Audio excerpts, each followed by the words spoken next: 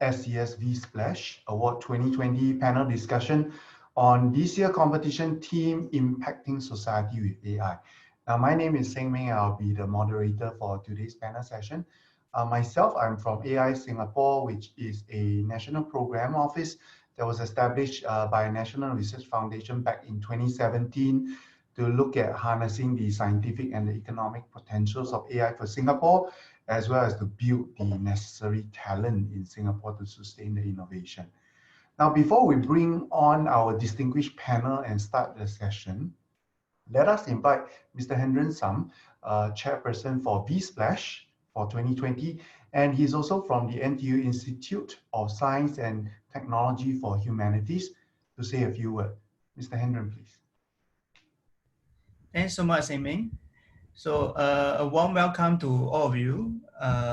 So just 2 weeks ago, we had an engaging evening with Essential ITs and SG Enabled. And today we are into part 2 of our very special panel series for Splash Awards. And thank you for joining us this evening.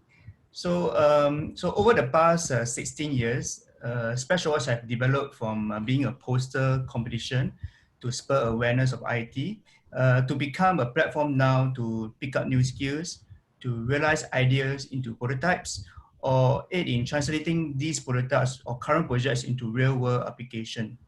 So we are in our 17th year this year, and I'm very happy to be leading this for the past 10 years.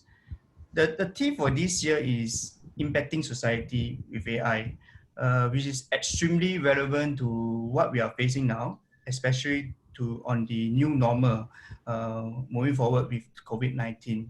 So earlier this morning at the Skills Future event, our NTU Deputy President and Provost actually mentioned about the term VUCA, VUCA, to describe the new normal, which stands for volatility, uncertainty, complexity, and ambiguity.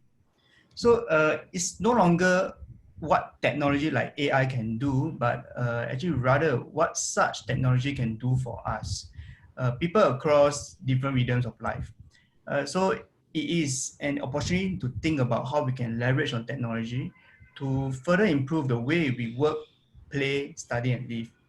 Hence, the different future smart city teams that we have for this year's Splash Awards. So they are empowering the differently abled, enabling healthcare and well-being, nurturing arts, culture, and heritage, redefining future of living, empathy, and smart cities, rethinking education and learning, shaping business in a commercial world, and finally, reimagine cybersecurity with AI, and what are the opportunities and concerns. So today, we are very glad to have a panel of experts, which I would like to welcome them. And they are from Cybersecurity Agency, Huawei, Senstan, Pen AI, which was moderated by Seng Meng, who is from AI Singapore, to converse with us on how technology is being used to impact the society across the different teams which I mentioned. So now I would like to pass on back to Seng Meng to get the discussion going. So Seng Meng, please. All right, thank you, Hendren. Yeah. So today we are very happy with us here 4 distinguished panelists to whom we are grateful for their time and wisdom to share their perspective on this year's theme. Now let's start introductions of themselves. I would like to call on for each panelist to give a brief introduction of yourself, organization that you work for. So can I please begin with Mr. Kelvin? Please, Kelvin. Hi everyone, I'm Kelvin from CSA, Cybersecurity Agency of Singapore. I'm the Deputy Director of the Cybersecurity Engineering Center. So the word engineering center actually is encompassing all the technology. So the arm I'm taking care of and looking at is right from R&D itself, a portfolio of R&D to nurture the kind of cybersecurity R&D in Singapore. So we have the equivalent of AI, but nurturing all the cybersecurity R&D portion. We have the engineering arm, which take care of safer cyberspace to smart nation and actually emerging technology. So the engineering arm will develop solutions for cybersecurity. The third arm actually we are looking at is actually the assurance. So we have the assurance in terms of how to have a higher quality assurance of product in the market to actually doing vulnerability testing and actually penetration testing on all these products. So that's in short, Cybersecurity Engineering Center do.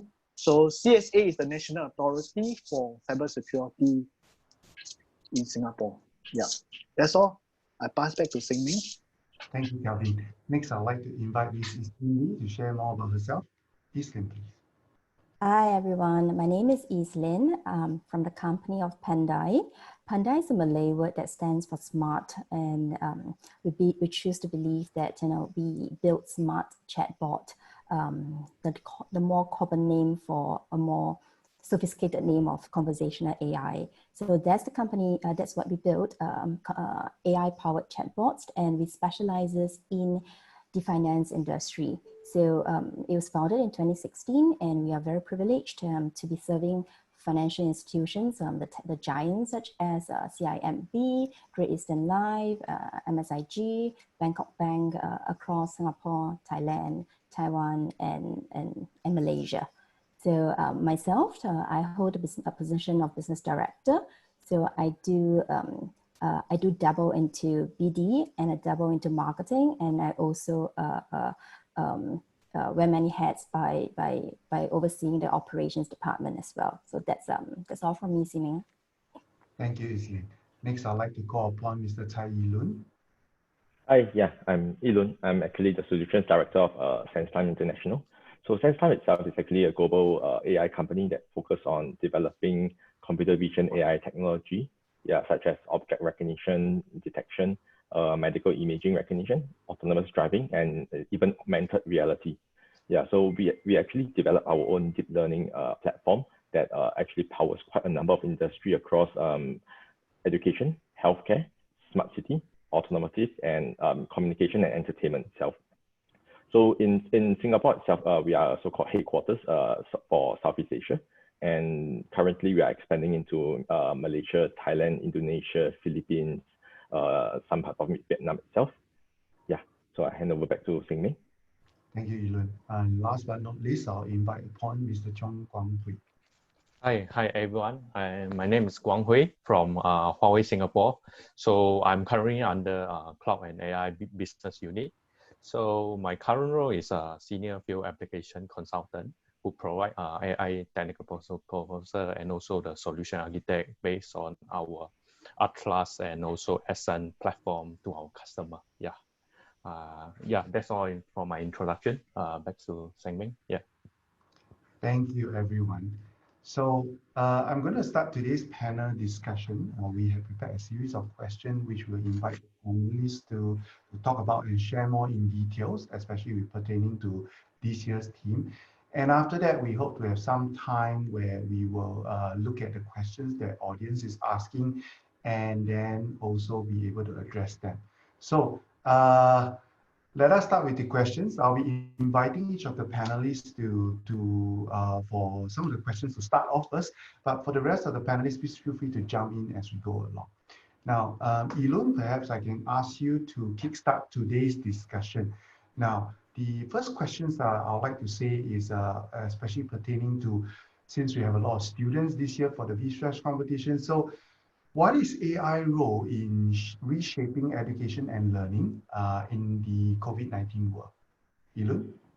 Yes, okay, so let me take the question. So AI can actually drive efficiency, personalization, and actually streamline admin tasks to actually improve the efficiency of teachers itself.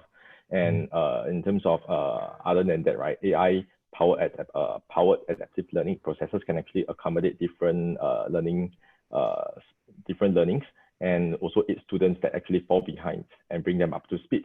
So by actually integrating such AI-powered technology learning process into the current system itself, right, we can actually create personalized learning plan for students, and it actually helps the teacher and the students to fill in the gaps in terms of let's say they have trouble with the current education system, the curriculum itself. Then by using AI itself, right, in the future, we can actually make the performance of the teachers as well as the students better. So student of the days of today actually currently will need to understand AI, and it is actually crucial for them to be exposed to AI in the future.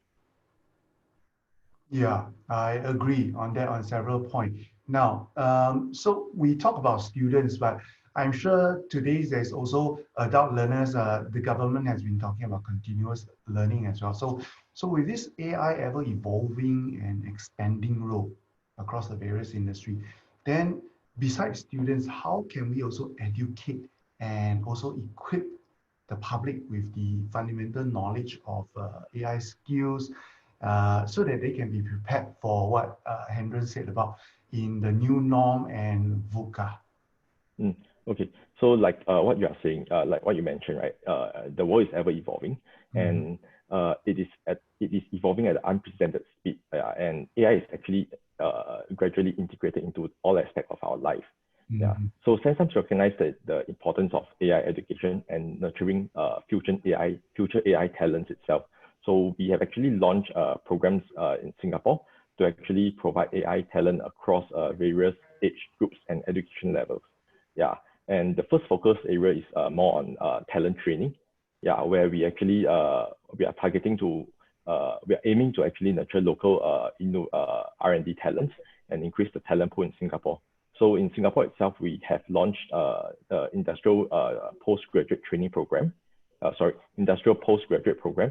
Yeah, where we build and nurture a pool of AI talents, and so that we can actually increase the pool in Singapore itself and build and move Singapore into the next level of AI.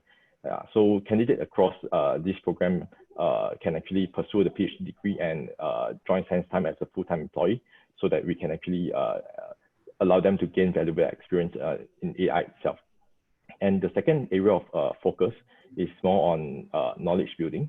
Yeah, so this is where actually SenseTime itself have developed an interactive AI curriculum to prepare students for the future in their career. So the curriculum covers actually various levels of education from primary school to adult training. And at the moment, we are working with a few local secondary school as well as tertiary education institutions to bring our AI curriculum into Singapore. Then when we talk about adult learning, so adult learning in Singapore, typically we will go with Skills Future. Yeah, so Skills Future itself, they do have online AI courses, and even at the moment, I think pretty much everything's online at the moment. Yeah, but they do have on-site AI courses as well.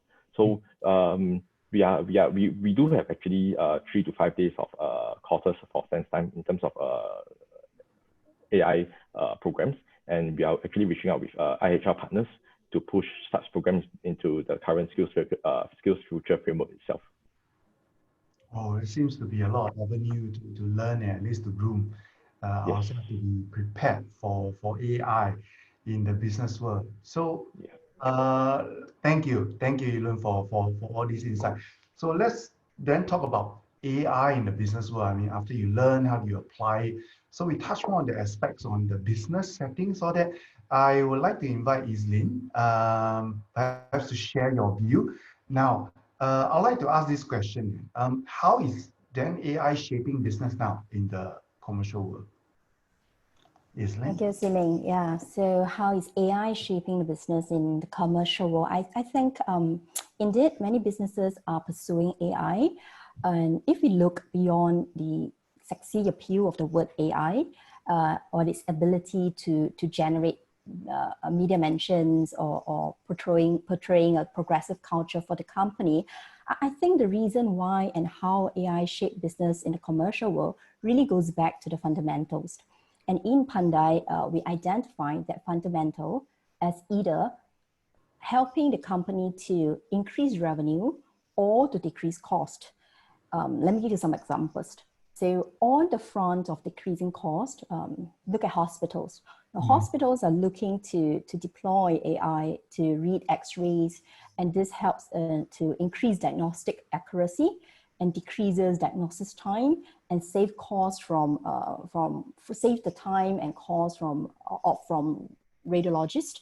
And in Pandai, the machine in the form of chatbots, through the use of a natural language processing engine and the NLP technology, can understand human language, and they are serving in call centers or engaging with prospects to drive leads generations. And there are good results from our use cases that, it is doing a lot better in terms of leads generation as compared to through a interactive chatbot as compared to a static website, which used to be the case in the past, or even used to be even so for a lot of companies now. But there is an alternative route for you to speak to an interactive chat agent to drive you down the leads generation funnel. All these are done in a much scalable and cost-saving manner, and especially you see it more in the long run, granted that the quality of solution remains. So that I think is from the cost-saving part of view, and from the increasing revenue, I think AI holds the promise of removing friction. So friction here is defined as customers dropping off from a sales transaction due to inconvenience. So I recall reading a report in 2018 where BCG, the Boston Consulting Group, estimated that the annual cost of friction in Southeast Asia alone comes up to US 70 billion. So tech giants see this and they are innovating to remove friction in our everyday lives. So look at retail shop, Amazon Go. They make use of intelligent image recognition to track what you took off the shelf and what you put back on the shelf, so that eventually you just walk out of the store without having to cash out with a cashier. And the bills go directly to your e-wallets, right? That's retail. Or entertainment, you see Netflix using machine learning algorithm to recommend you shows and movies. You just sit there and and can watch Netflix all day long. They read your profile, and it comes up with movies that they think is suitable for your profile. So a lot of areas are indeed changing. So I would say that the way AI is shaping business is really stemming from its impact on cost saving and revenue generation. Thank you, Islin. I think to the students this year competing, I think Islin have shared with you a lot of the reasons that you can actually support in your ideas, what's the impact and what's the benefit to the businesses that's been using it. Now, Islin, while you have perfectly articulated how AI can shape and especially help business, right? I mean, increasing revenue, reducing costs. Then in that case, how can business organization change or prepare themselves to achieve the objective that you listed earlier? Yeah, I think this is a broader topic. So I guess I would discuss it about the business structure internally within the business organization internally. So I think as organization adopts sophisticated solution across departments, there is a constant adaptation of the AI adoption operating model, if I can call it that way. So there's a lot of questions that needs to be asked and a lot of processes that need to think through. So for example, should it start with a business request and has the business team model its business rules? It means the model, the solution, business rules, and have the business team set clear objectives, and then assemble or bring together the engineering team to solve the problem end to end. Or considerations such as, do they need data? If they do, how are the data going to be collected? And through the long run, how to ensure the quality of the data? And going back to this technology, how should the technology be built? Do they build it using an in-house team, using internal tech stack? Or should they through an outsourced vendor so as to tap on scalability options? So if you go back to eventually in-house, how do talent acquisition and planning and the talent pipeline supports it? If your entire company is very reliant on AI solution, you would need that to be sustainable and doesn't break easily, right? So if not, if you're doing it through an outsourcing, I think depending on the scale of the project, how do you collaborate and co-create for a successful product? I think at this point, we are not really talking about automation, we're talking about AI, and AI needs a lot of customization. When it comes to customization, I think there's a lot of collaboration and co-creation using a vendor and the company themselves. So I think changes throughout departments can be quite pervasive. And of course, it really needs to start from the blessing of the top leadership. Thank you. I think those are very important points that you have raised up. So let us move on to the other question. So Isin spoke about the opportunities, etc. That now with COVID happening, it is disrupting a lot of norms, and certainly we hope a vaccine can be developed soon. But there's no denying that COVID actually helped to accelerate digitalization like never before. Things that Isin spoke about. Right now, companies are really scrambling to try to adopt this. So with COVID showing no signs of a bit, and with all these countries, government, people adjusting, let me invite Guang Hui to share his view. Guang Hui, if I can ask you to share on two questions. One is, now in view of this new norm that is happening, not just for business, but also for personal life or that. One, how is AI able to support the shift back to normality, or at least adjusting to the new norm? And when you talk about this AI technology, then how is it actually being integrated with other newer technologies, incorporated with other technologies such as IoT solutions or big data for at least a more complete holistic solution? Guang Hui, please. Okay. Yeah. So let me answer the first one first. How could AI technology able to support for the shift of normality? Yeah.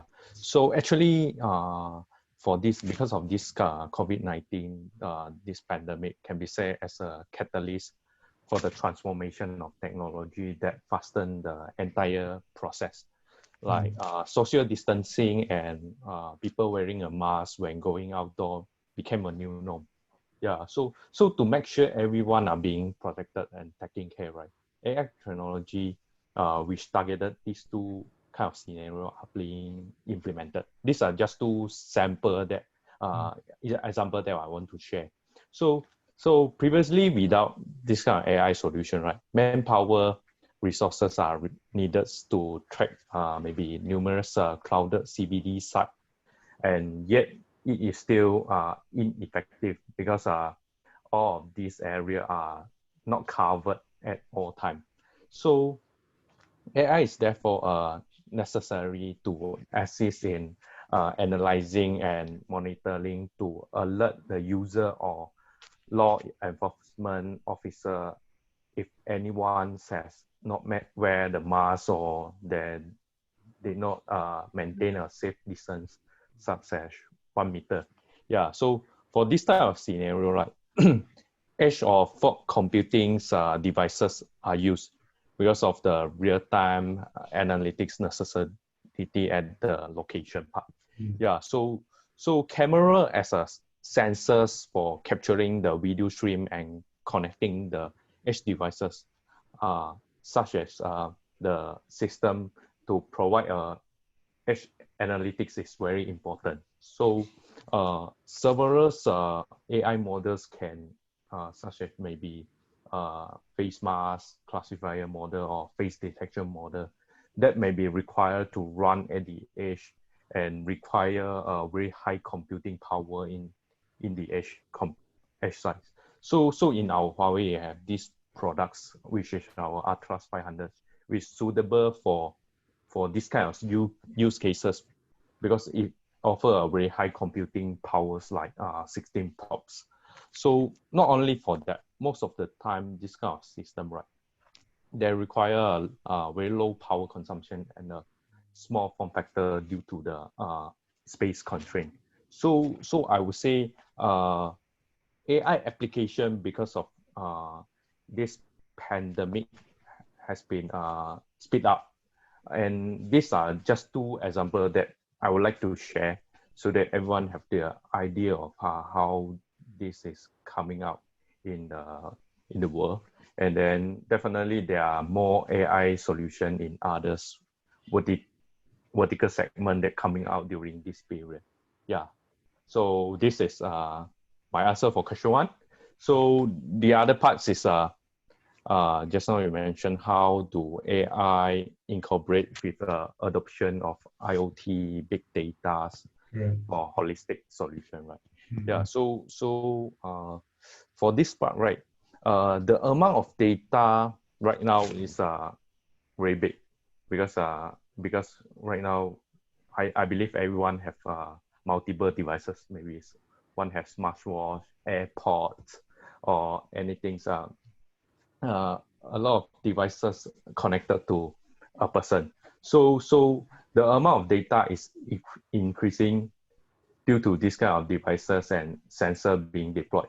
However, all these data are unstructured because of raw data, and this kind of raw data is very difficult to manage or underutilized. So how do we make all this data become meaningful and also provide the useful information that we want? AI is the ingredient as part of the IoT to make this thing happen. So I would like to give an example like a smart seaports kind of use case. That is how this can be done by AI. In a seaport, right, there's a place of storage where all the vehicles unload its container and is arranged by a automated yacht crane. So the crane or this automated crane, right, is actually remotely operate from the central office. And the operator has to know the details like when they are execute this kind of operation, right, they have to know what are the containers IDs and what is the vehicle's license plate details, so that they can pick up the right containers and locate the containers in the right location. So actually from here, you know, all this require analytics, which we need to have meaningful data coming from there. So all this data interchangeability and conversion of raw data into usable data is very important. Therefore, from the entrance part, when the vehicles drive in the port, right, their license plate and also the container ID has been captured and also analyzed by AI and also stored in the database. Then the vehicle, when they enter the storage area, the user will be able to track and mark the container and locate it directly. So this one has increased the efficiency of the whole process. So AI is a better use case here because you need to train on particular setting, like different kind of environment, different brightness on site, maybe daytime and nighttime, different license plate standard in different countries. All this scenario will require this kind of customization. Yeah, so and then this will provide a better accuracy. So there is a incorporation with adoption with IoT and also the big data, which coming up with AI to create a meaningful data to the user. Yeah. Thank you, Conway. I'm glad you actually mentioned about data because well, data is actually critical to AI and machine learning. So let me move on. So we have been focusing on technology or rather technological-based businesses or that, but let us not forget about, well, there's also art and cultural sector.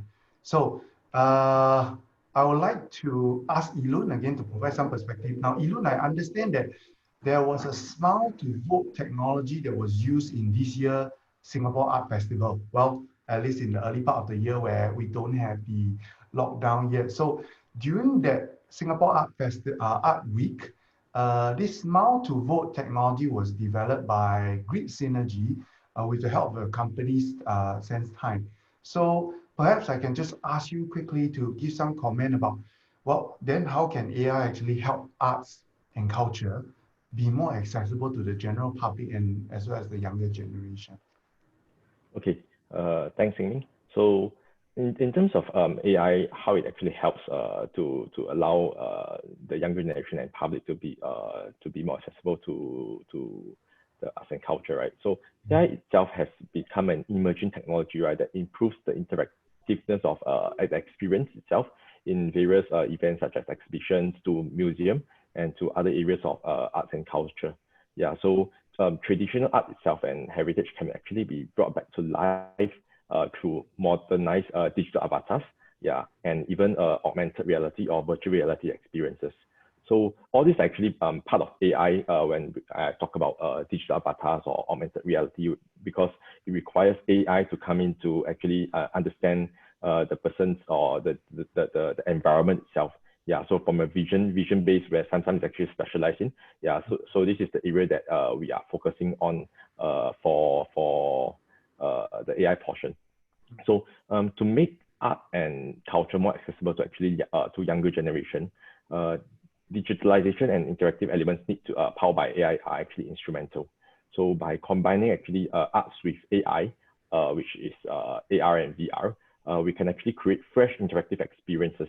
And by having all these, right, we will be able to actually create gamified user experience.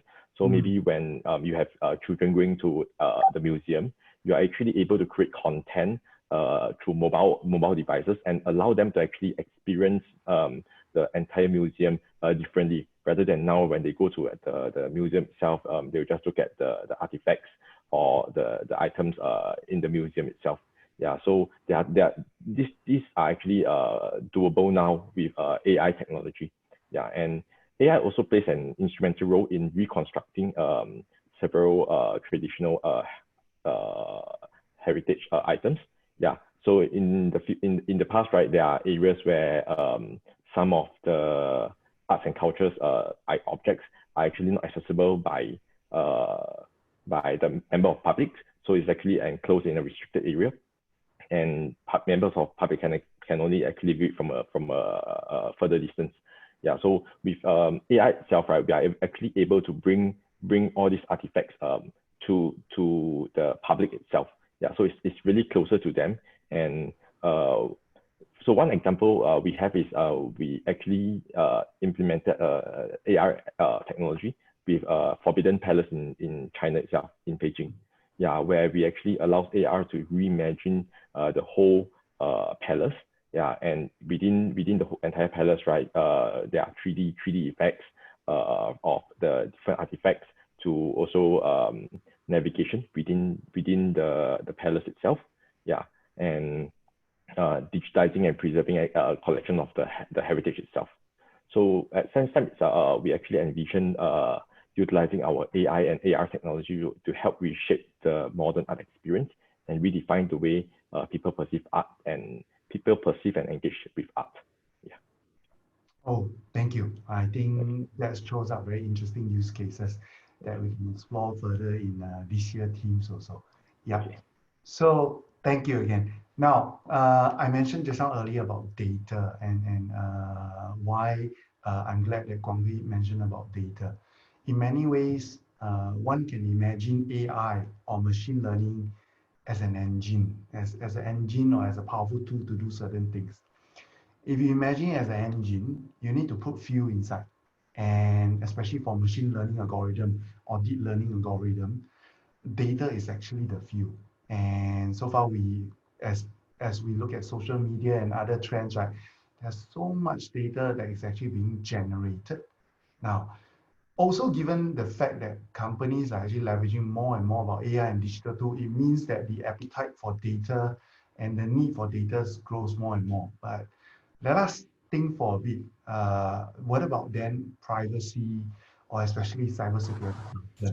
I would like to invite Kelvin from CSA to share his view. Kelvin, maybe I can ask you two questions. Right? The first is, if you look at AI, how do you reimagine cybersecurity with AI now? I mean, what are the concerns? And on the flip side of concern, what are opportunities when it comes to AI in this domain? Kelvin, please. Thank you, Siming. Kelvin here speaking. Yeah, so the panelists here have shown so much opportunity in AI. As what suggested by Izin on the business side, Wang Hui mentioned about even the adoption in port, and even Ilun talked about education is also in the forefront of doing this. So you can see that the AI is so pervasive in the market that you go into manufacturing, trade, finance, healthcare, and even medical diagnostic. It's really to bring down the cost, as what Izzy has mentioned, and also to bring down the benefit to the mankind. But what is the vulnerability? The vulnerability we see, it actually started to develop newer class of vulnerability that have significant real-world impact. Why is it so? First is increased dependency on AI for critical function and services will create a greater incentive for attacker to target the algo, but not only the algo, because once you target the algo, it can create a huge impact to the world. So we talked about last time, if you want to burn a person's house, you need to go to the person's house and put up a fire. But now you don't need. You can have so many ways by just tweaking the algo to say how they moderate in terms of your refrigerator or your server to get it so hot up that your aircon is being switched off. So your house can be on fire if they can actually control by not telling you that whether your house aircon is down, but actually the temperature keep going up. So AI have created a kind of opportunity for attack without landing a space physically. So there is something that we have to know and acknowledge that it create a kind of concern. The other concern on the other concern we have is not only the physical impact, it's the privacy you're talking about. And with your Fitbit you're wearing around and knowing your health, but on the other hand, you can see that it's good for your health and you know all your data, but how about your privacy? When people can hack into the system and understand what is your health status, if you are somebody important and I feed you with the wrong drug or pick somewhere, actually you got the wrong medication. So these are some implications of AI to the real world. That's where cybersecurity and privacy come into the picture of this concern. Yeah. So probably I want to elaborate more. What kind of impact are we looking at? The risk in AI for cybersecurity we see that it's able to bring down 120 billion of digital market value in a country, if you look at it. Because the threat is so sophisticated and it's so pervasive. And what are the ways to tackle this threat? So one of the key concerns, as I mentioned just now, is the adversarial AI. It's something that we are concerned about because there's a lot of activity trying to train ML, make the AI smarter with lesser input from people. It will work automatically. But what does it bring on this adversary attack? So this adversary attack will attack the algo itself. The algo, what we can see today that come online is another one of the example, great example is AV, autonomous vehicle. Researchers have actually found that by just pasting a sticker on the road can actually detour the whole vehicle to another place because they know the AI algorithm read that as a marker for the lane and then they will bring it to another place. So small little thing like that will bring harm. But from a consumer point of view, you may not know this. So I think what CSA is doing at this stage, what CSA is doing at this stage is we are trying to build a transparency and robust and resilient AI for the industry. So if any industry player want to build an AI model, all these are subjected to a kind of testing methodology framework and there's transparency. Because the threat is so sophisticated that whatever you build today, somebody may one way or another find out how you decipher and make this decision. So the rule-based engine has to be smart enough to tackle this problem. So adversarial AI is something that we are concerned about. Probably I can share with you another example that we saw. So even a malware that's attacking an enterprise corporate system, in terms of they know all the firewalls, know how to interpret all these malware through signature base. But today they changed the model. They use AI to bypass all these malware detection engines. So it can do harm to the whole company and bring down the system. So this is ever important, especially we are talking about because of COVID, the whole world has transformed and it's catalyst of change. and everybody probably now working from home or working through a computer. There's so much system connectivity from house sensor to a computer to the system network to your company. So this is privacy, data concern, and adversarial AI is something that we are paying attention to. So in fact, we work quite closely with a local researcher. We have established like NTU to try to be more forefront in this game, trying to establish these standards and how to evaluate a quality AI for robustness and ethical framework in it. So these are some of the measures that we put in place for start, and these are some of the concerns. Going to the other question, so what does the opportunity lie for AI? So it's not totally dark and gloomy day that I'm stopping AI. AI is coming on board. So we really have to embrace AI, like the attacker embrace AI. The attacker is using AI to do DDoS attack, to summon all the IoT that is slipping to attack somebody. So these are some of the things that the attacker are using more sophisticated tools in the market to do this. So how do we go about it? So we need to embrace that for our own use also. So on the other hand, we are also embracing AI for cybersecurity. So I think from our perspective, the opportunity is twofold, because AI itself is more than just looking at rules. It can learn from rules and be flexible about it, but you need a human support there. So understanding rule and playing the game of rule fast enough is something that we need AI to tackle. So cybersecurity, rules, putting up rules, patches, vulnerability assessment, all these are good rules that we can roll out very fast for that kind of opportunity to tackle threats. Second is actually the skill. The skill of AI is so great that we can actually manipulate in terms of how about 10 billion kind of attack in the market. How many people you need to look through the kind of attack and find the needle in the haystack. I think AI serves the purpose, actually able to help us to pick up the needle in the haystack and define what sort of threat is it.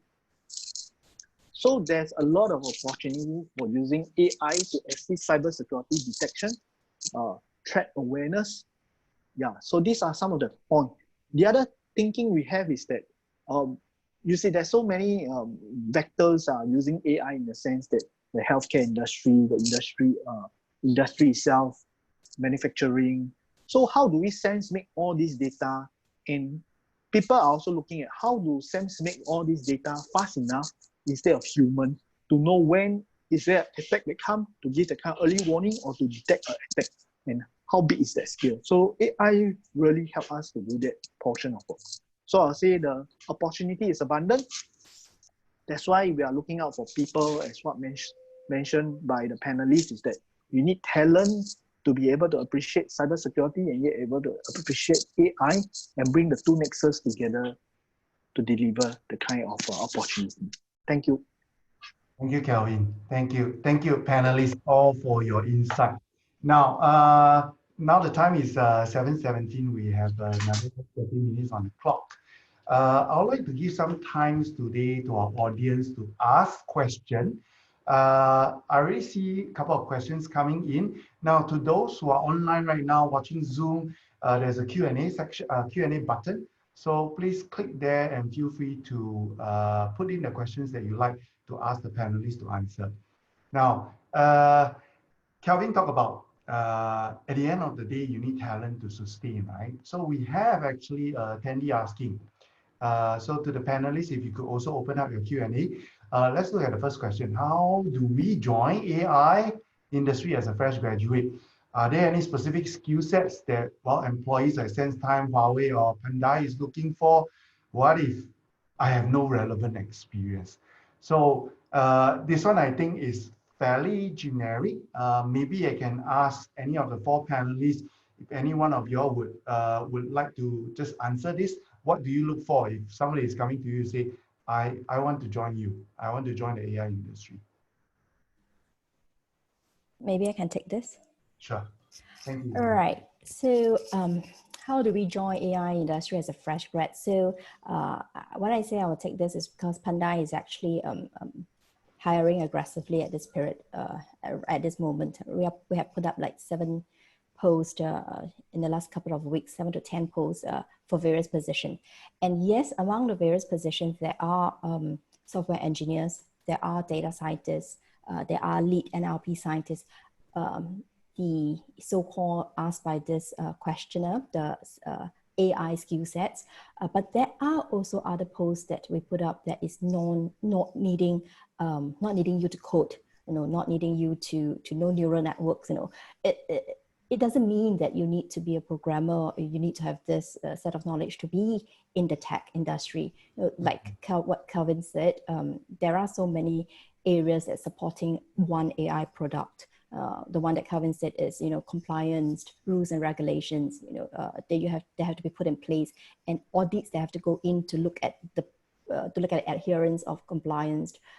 So that is an example. Or around the product, at least for Pandai, you have things like UX designer, conversational UX designer, you have a product manager, you have customer success manager, and all these are non so-called technical skills or AI skills, as some of them call it. I don't want to create a sense of, you have to know AI, you have to code, and even if you hate Python, you hate Java, you hate C++, and you're going to force yourself to go through courses just to get into a tech company. I don't think we need to. There's a need to create this impression. You have to go and take up a Python course. You have to go and take up a data scientist. Yes, by all means, go take it up so that you have the basic knowledge, you have the fundamentals, so that you can engage in intelligent conversation, so that you understand the fundamentals, the background. But you don't have to rely on this for your rice bowl. There are really a lot of other aspect that goes into supporting one AI product. So I would encourage whoever has asked this question, don't restrict yourself and think, and don't look down on yourself and think that you cannot join the AI industry because you're a fresh grad and you have no tech skills. Just look into your area on what you're strong at, and find areas that is non-tech, like the ones I mentioned, and see how you support that product from those areas. Thank you, Islin. I see questions coming in now, so let me try to tackle them. But to my other panelists, if you want to jump in, please feel free. So following on to what Islin said, there was actually a question from Brennan. Then, can someone who can code but not in-depth knowledge about AI get into AI? He has surface level. Let me take this question, and to build on to what Islin said. She has mentioned before, when you talk about AI industries, there are several facets to it. It doesn't mean that only a person who can code can go into AI industry. And specifically, if you look at it, from my own perspective, and especially the organization I work for, AI Singapore, you will look at people who is producing AI. I mean, the researchers, you have companies who's producing AI algorithm. But there's also AI users like you and me and a lot of people. End of the day, remember AI is a tool. It's very useful for you to understand what the tool is, but it's equally important for you to understand what the tool can be used for. So it's not necessary for you to code. In fact, today we have systems, API, even framework from SenseTime, Huawei, Google, FaceTime, Microsoft Azure. They have built-in encapsulated framework where sometimes it's just drag and drop. So I guess more importantly is for you to understand what AI can do for you, and what is the data that is required for you to use the AI to make it into a useful tool. So I hope that answers. I saw from this that Hendren wants to answer this live. Hendren, would you like to speak?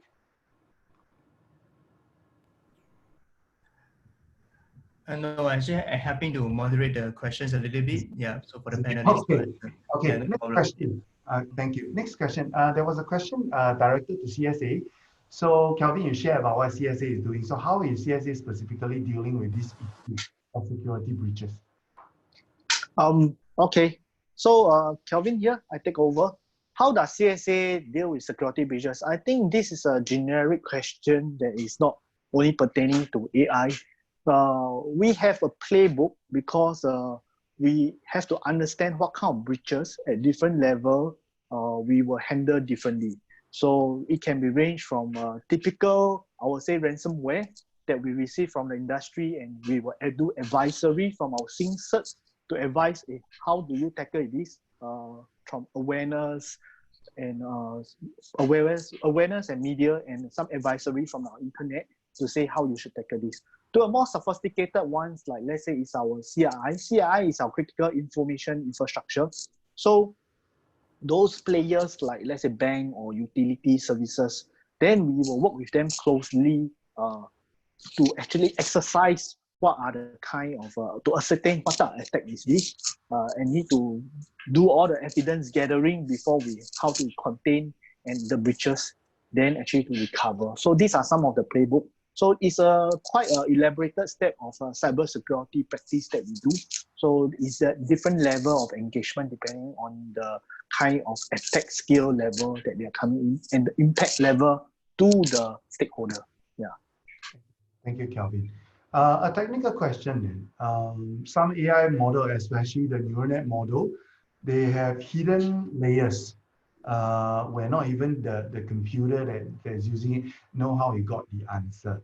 So how can we know how to improve our AI model? Maybe it's something Guang Hui or Yilun, you all can help to answer. Yeah, maybe I will take this one. So because actually for AI, like what Seng Meng say, AI is actually very broad and covers multiple kind of segments. So when we talk about AI models, right? So there are multiple kind of aspects we want to think about. So like what kind of AI models is suitable for our data set. So in AI modeling, right? Actually, for the whole AI work, right? Actually, there are a few important parts that you need to take into account, like what is your data? Like, is it the video data or NLP data, text kind of data? So what are those data likes? And also, how clean is your data? So actually, data cleaning is one of the skill set required by data AI engineers also. So, and also another part is how do you select all those AI models? So because different AI models may given different kind of result. And also definitely if we go in depth, definitely there are something like how do we select the optimizer and also those activation functions or these things. So by answering this question, actually to improve your AI models, right? Actually, there are all these aspects that you need to take in account before you can actually improve your whole accuracy. Yeah. Thank you, Cameron. So let me invite Yilun, since you are the solution director in SenseTime. What skills are required to be an AI developer? Okay, so for AI developer itself, right, typically where we'll be looking at researchers who has the experience in Python programming and they are in depth into really good at mathematics in terms of algorithm. Yeah, because at the end of the day, where the AI development creates the algorithm or the model out, right, they will require all these math functions to come out with the algorithm itself. Yeah, then definitely programming skills is also required. Yeah, Java will be a good tool as well. Okay, thank you. Now, given the time we are coming to the close already, and I saw from the Q&A, there seems to be a heightened interest in cybersecurity. So Kelvin, I'll leave you to cap the final discussion, but let me open up for my other three panelists, for each one of you all to share your perspective in short for this particular question from Ms. Karen Low. What are the ethical issues in AI besides privacy issue? I'd like to call upon Islin first. From your area of work, especially in chatbot, what are the ethical issues? And then I'll move on to the other panelists. Yeah. Yeah, so ethical issues. So this brings to my mind Microsoft Tay a couple of years ago. It is a chatbot that that was put out on Twitter, one of the social media, I think it's Twitter, and it was unsupervised learning. So what it means that it just it takes on all the data that people are talking to people are talking to Tay. So Tay just take on all the data, and eventually the response that came out was from Tay was very was a racist comment, was a lot of it created a lot of stir because of racism. So I think in terms of ethical issues here, beside privacy, so it's beside privacy of your own data, I think it's also about the management of data that goes into the AI machine, to make sure that those data that goes in are through a certain process, clean, harmonized, well-architected or whatever, to have a filter layer to make sure that whatever comes out does not have that bias, or is not going to create unethical issues. So that's my take. Thank you, Lisa. Guang Hui, your perspective on what are other ethical issues besides privacy? Yeah, so actually what I want to say is a little bit similar to Islin. So because AI right now is evolving into more on the deep learning, right? Actually, if you look at the deep learning, right? So deep learning is actually you need to train a model based on the data set, but in between what they are training, you do not know. So sometimes there is a biasing of your data. So we also would say it's overfitting to certain area. So there is a reason that could create some ethical kind of issue. So but then in the world right now it's evolving. Right now there is also a robust AI called deep understanding. So this is a new thing that I think will be solving for this deep learning scenario. Yeah. Great. Okay, new research there, guys. Take note of that. Elon, can you share your perspective, ethical issues besides privacy? Yeah. Okay, so I believe in terms of the general idea is that AI itself is actually just a technology. It is enablement on how you are actually doing things itself. So it really depends on the amount of data, the type of data we actually feed into the system, as well as how we actually intend to use AI. Yeah, and that's a very important thing, because usage itself really determines how you actually perceive AI itself. Yeah, so so I think that's about it. Okay, thank you. Now, let me just try to capture Brennan, who actually asked two questions. I can answer that quickly. Where can we find success and failure of stories of AI that delve into the technicalities of why it works or why it fails? Simply Google. There are plenty of resources like medium.com, towards datascience.com. There are a lot of people writing about it. AI has reached a stage where it's democratized. A lot of people has been learning about that. So do look at some of the websites and Google search results. Second, how can we stop the input of information to AI models from creating confirmation biasness? Now, if a model keep predicting X, do we keep doing the things that make X, or how do we confirm the confirmation bias from getting stronger? That is actually the role of a data scientist or AI machine learning engineer.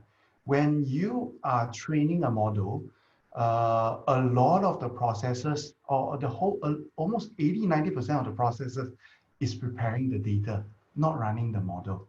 And preparing the data, then it becomes the data scientist's role to make sure that the data are varied, the data are not biased.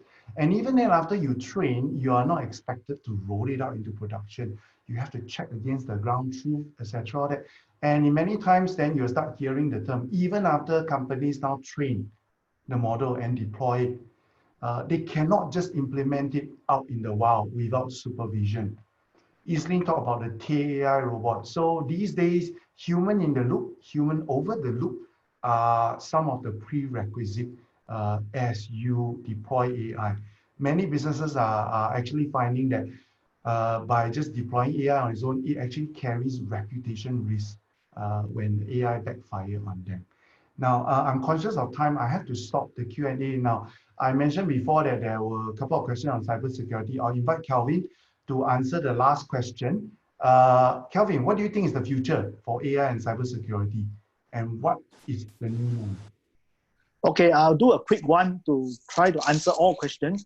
On the ethical, I also can answer on behalf of my IMDA agency. We publish a model AI governance framework. So ethical can come in the human-centric form of AI, which cover the safety and well-being of AI is one part of it. The second principle is explainable, transparent, and fair, which just now Guang Hui did talk about, how to make sure no bias and be fair. So apart from privacy, these are some ethical framework that have to be considered. Coming to AI and cybersecurity, I think Izin mentioned AI is very sexy. Cybersecurity is another word that coming to be sexy or sexy. It changed from network security. So combining the two sexiness, I don't know what is the outcome. But how we see is that actually it brings a lot of opportunity, as I mentioned, because the whole industry, the bad are using AI to be better and to be more sophisticated in their threat. So we are the good one trying to defend. We must use AI to do that. So that's on the kind of opportunity. I want to say that even the kind of talent that we are looking at these two nexus of AI and cybersecurity will be there because now a lot of digitization, cybersecurity need to be there to support and access to give the kind of assurance. So the trade, I think, will flourish and will have more people on it, especially with more digitization, transformation coming in using AI or whatever technology of quantum that's coming online. So it will be always there. But do you need to really be a deep expert or study computer science to come to this? The answer is no. Do you need to be super brilliant? No.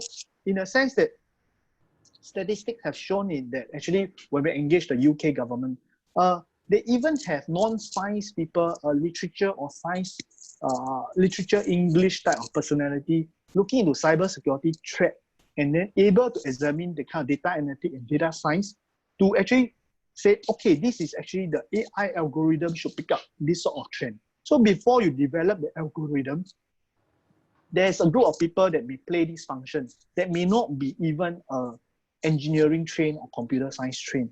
So I would say there's a lot of opportunity laid out to meet that kind of objective or even AI or cybersecurity assurance, but we need different trades to actually look into this issue. It's a multilateral kind of environment that we're looking at. And is there any fixed industry? No. So myself, I don't do cars or AV, but I have to meddle with AVs and cars to understand how the AV design go about. Yeah, cloud, quantum coming. So these are some of the things, 5G network. So there's a lot of nexus of opportunity for this. That ends my statement. Thanks. Thank you, Kelvin. With that, I'd like to conclude today's expert session.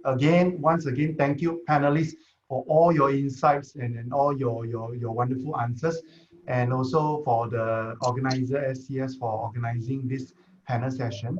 Now, I would like to make a request to the audience who are all here. Before you go, if you look at the bottom, there is a poll button. We would greatly appreciate that you complete the poll button, the feedback form, so that we can improve. And with that, thank you very much. Thank you once again to the panelists. Thank you, everybody. Have a good evening ahead. Thank you. Thank you. Thank you, everyone.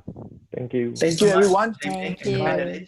Thank you so much. And to all the students, looking forward to your submissions, which closing at August 10th. So otherwise, have a great evening, everyone. Yeah, thank you so much. Yeah. Goodbye. Goodbye. Bye. Have a good evening.